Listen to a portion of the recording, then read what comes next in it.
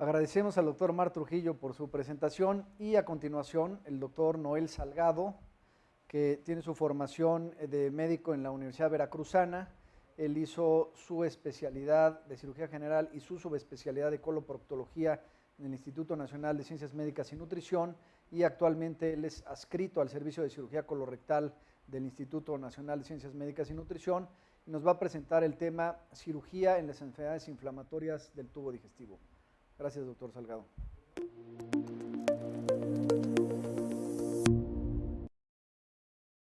Buenos días, muchas gracias como siempre a la Asociación Mexicana de Gastroenterología por la invitación. La plática que me toca a mí hablar es acerca de cirugía en enfermedades inflamatorias del tubo digestivo. Principalmente vamos a hablar de enfermedad diverticular, aunque también hablaremos un poquito al final de Crohn y de CUSI.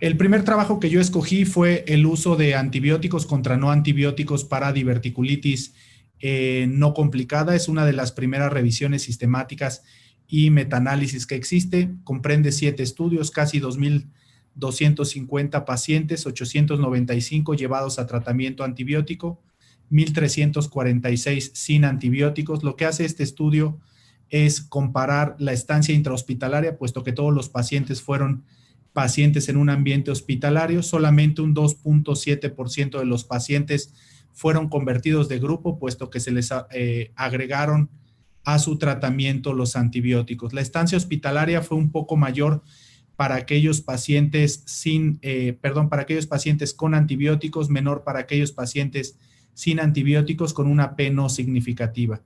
El punto más importante de este estudio era determinar si existía diverticulitis recurrente. No existió ninguna diferencia en ellos, con una P de 0.18.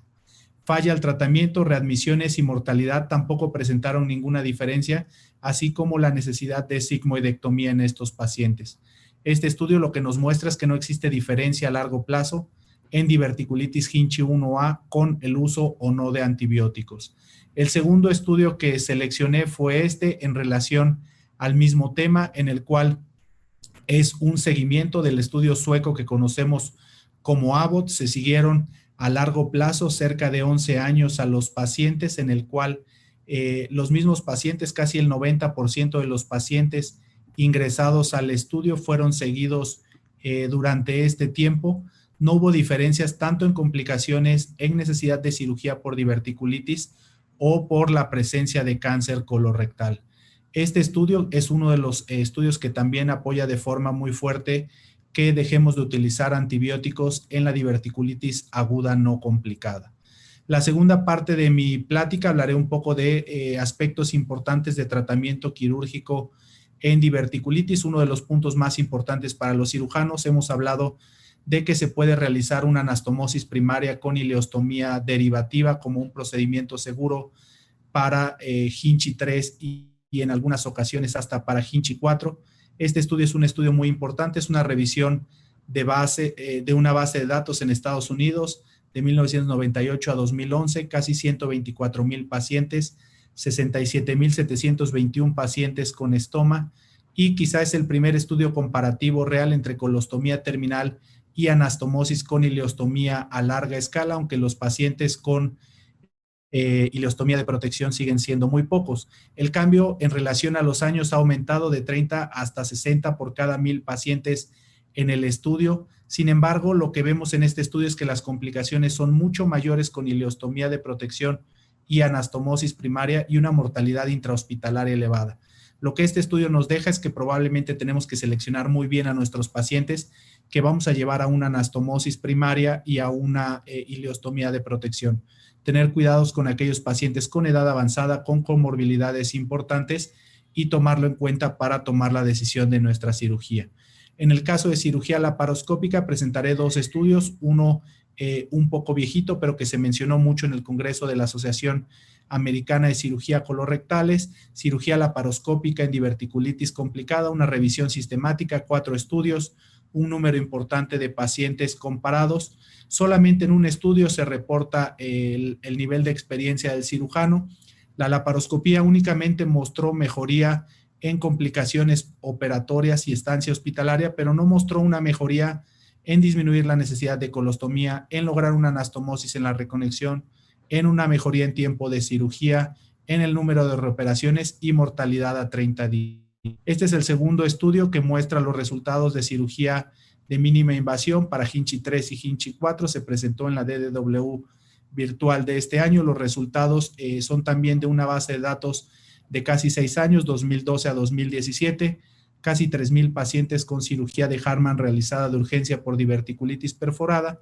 La cirugía de mínima invasión se realizó en 11.4% de los pacientes. Aún no es una cirugía que se realice de forma rutinaria, hasta casi un 40, 38.6% de conversión. Y lo que sí llama la atención es que poco a poco ha ido aumentando la realización de cirugía de mínima invasión. La mortalidad a 30 días, 8.8%, morbilidad a 30 días, 65%, y la cirugía de mínima invasión quizá mejoró un poco la morbilidad de forma significativa, la estancia intrahospitalaria, pero sin mostrar diferencia en cuanto a reoperación, presencia de abscesos intraabdominales, y la conversión a procedimiento abierto no incrementó la morbilidad o mortalidad de los pacientes.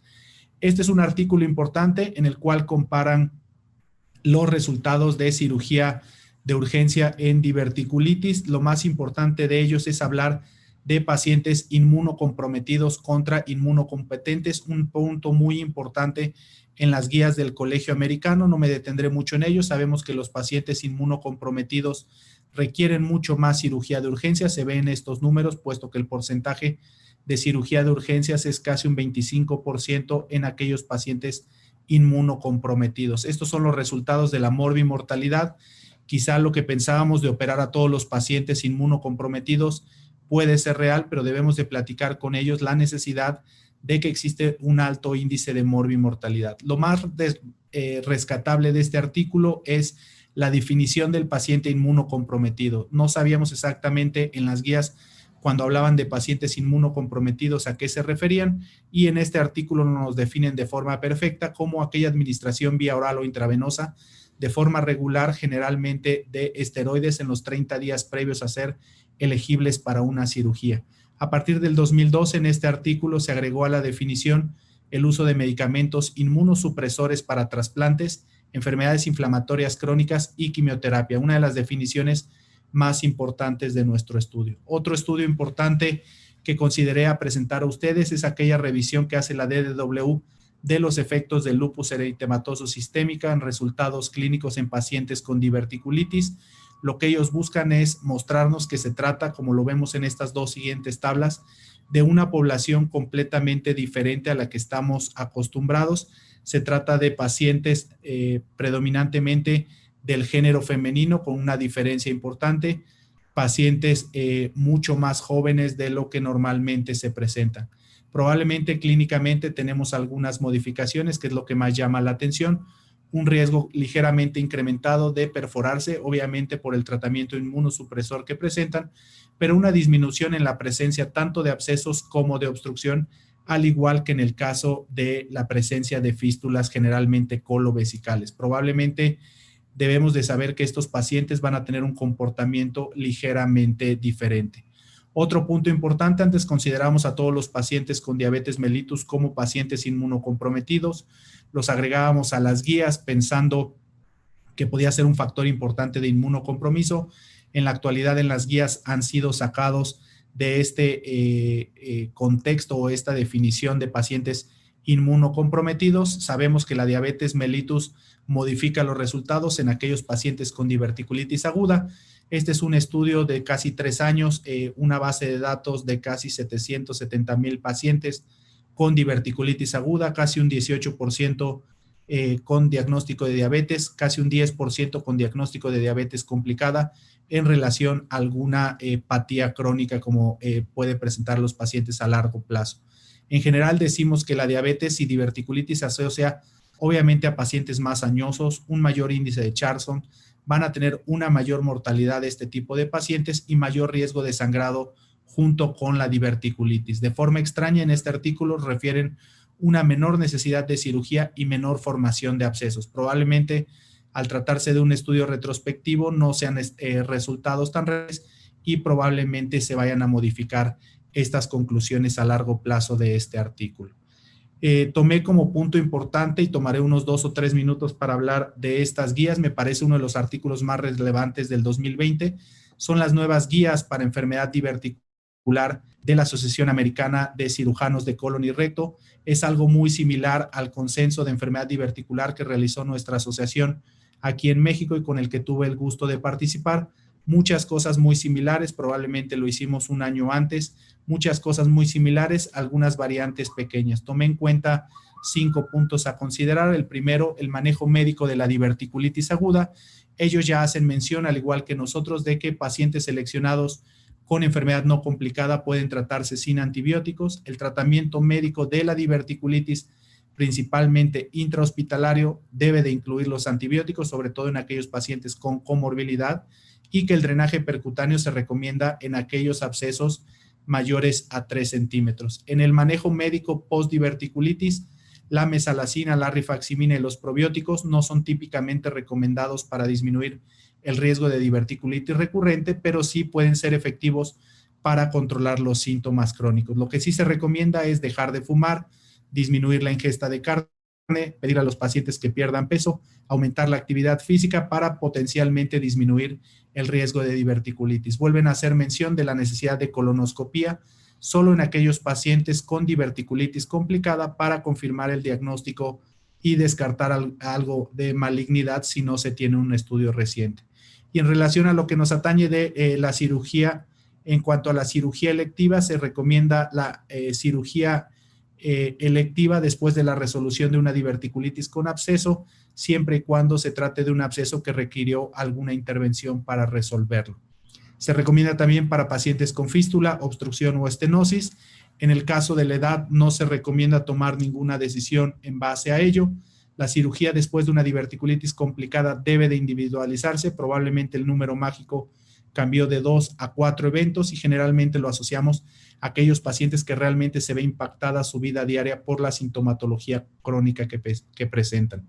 La cirugía en pacientes inmunocomprometidos por el alto índice de morbilidad ya no es obligatoria, debe de individualizarse y platicarle a los pacientes el riesgo de complicaciones que pueden tener. En el caso de cirugía de urgencia, la sigmoidectomía se recomienda en pacientes con peritonitis difusa o aquellos con falla al tratamiento quirúrgico.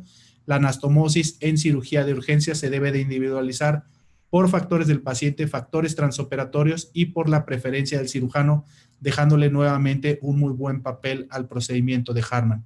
Me tomé un apartado para el lavado laparoscópico, ya no se recomienda para peritonitis fecal. En peritonitis purulenta la resección es preferible al lavado laparoscópico y se reconoce que el lavado laparoscópico se asocia a un mayor riesgo de intervenciones secundarias, por lo que considero que debe de estar prácticamente en desuso. En cuanto a las consideraciones técnicas de la cirugía, si existe un cirujano experto, se deben preferir los abordajes de mínima invasión. La extensión de la resección debe de incluir la totalidad del sigmoides con márgenes sanos. Posterior a esto, y para terminar, hablaré 2 puntos importantes de cirugía en enfermedad inflamatoria intestinal. Este primer estudio presentado en la DDW que nos habla de la disminución de cirugía urgente en la era de los biológicos, una gran serie de casi 7 años de los últimos años en los cuales hemos visto el arribo de los nuevos medicamentos. Un 7.7% de los pacientes requieren resecciones, antes hablábamos de 30 o 40%, tanto en enfermedad de Crohn como en CUSI. Conforme vemos la disminución en los años, en el periodo de 6 años, en caso de Crohn disminuyó la frecuencia de cirugía de 8.8 a 7.3%, en CUSI de 8 a 7.3, al igual que en la cirugía de urgencia de 43 a 21 y en CUSI de 39 a 16. Afortunadamente, los biológicos le dan nuevamente una calidad de vida adecuada a los pacientes, han disminuido la necesidad de cirugía. Sin embargo, existen factores asociados a mortalidad reconocidos, edad avanzada, índice de Charlson elevado, nivel socioeconómico bajo y obviamente cirugía de urgencia. Y finalmente, este último artículo en el cual sabíamos que los biológicos podían tener cierta inferencia en las complicaciones infecciosas. Este estudio nos demuestra que probablemente estemos equivocados. Revisa una base de datos comparando aquellos que tuvieron biológico en los 30 días previos a la cirugía de aquellos que no lo tuvieron. Probablemente los pacientes con biológicos tengan una pérdida de peso preoperatoria más importante, albúmina más baja, más sepsis, pero solamente demostraron fuga de anastomosis cuando se realice una proctectomía. Mis conclusiones de esto es que existe mayor evidencia en la actualidad para manejar la diverticulitis aguda sin antibióticos. La cirugía laparoscópica en peritonitis fecal aún tiene cosas por demostrar. El tratamiento de diverticulitis en pacientes inmunocomprometidos se debe de individualizar. La cirugía en enfermedad inflamatoria intestinal está disminuyendo en la era de los biológicos y probablemente los biológicos no se asocien tanto a complicaciones infecciosas como lo pensamos. Muchísimas gracias.